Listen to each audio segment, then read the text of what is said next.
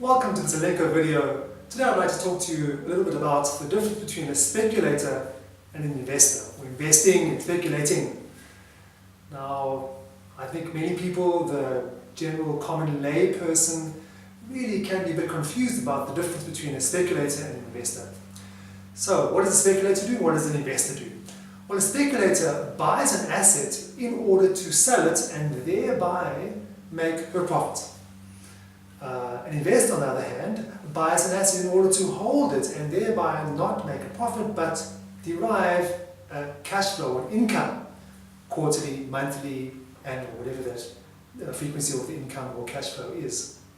Let's take a very simple example. Let's take an apartment. A speculator buys an apartment for $100,000. The speculator is very fortunate and sells the apartment after, let's say, 4 months for $140,000 and minus her expenses makes approximately a $40,000 profit on the transaction. And this is how she makes her money. She buys and sells, and in that process of buying and selling, she makes a profit. The investor has a different mindset.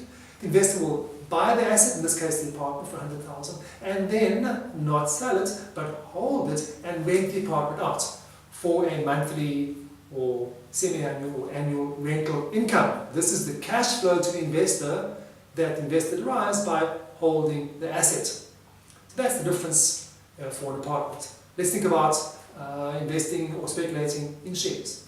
Again, similarly, we can treat shares, asset class shares, we can treat that asset class shares as an investor or a speculator.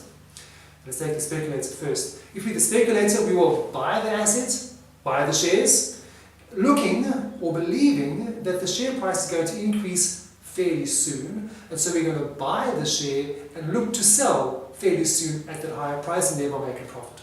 By the way, there are other forms of investment, or other forms of, I should say, other forms of speculation, but for the meantime we'll just focus on this very simple and easy to understand way of speculating. So the speculator then makes her profit by the fact that she's bought and then sold those shares normally fairly quickly, quick turnaround time, otherwise she's not making her money. And in the selling process, she's making her profit. Let's take the investor on the other side. The investor will buy the shares, but not sell them, but hold the shares in order to derive the cash flow or the income. Now, we said for the apartment, the income is in the form of rental income.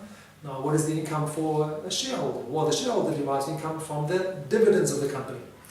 So, from the profits of the company that the company declares perhaps quarterly or half-yearly or annually, a portion of those profits will be paid out to the shareholders in the form of what they call dividends. And if you're a shareholder, you are one of the owners of the company, and you will receive an amount of money into your account. Of course, cash flow can also be of the form, not necessarily directly into your account in the form of dividends or dividend payout, but in the form of cash flow that is retained internally in the company, that is reinvested by the company rather than paying it out to the shareholders. The company chooses to retain that cash flow to reinvest for future growth opportunities, which shareholders are happy to do or happy to accept, because then they see potential for greater revenue and therefore possibly greater profits and greater dividends accruing to them in the future. So, ladies and gentlemen, if you understand that, then you've understood the difference between a speculator and an investor. I hope you enjoyed the video and found it informative. If you like the video and if you think it's useful to your friends, please do indeed tell your friends about it and share the video. Thank you very much.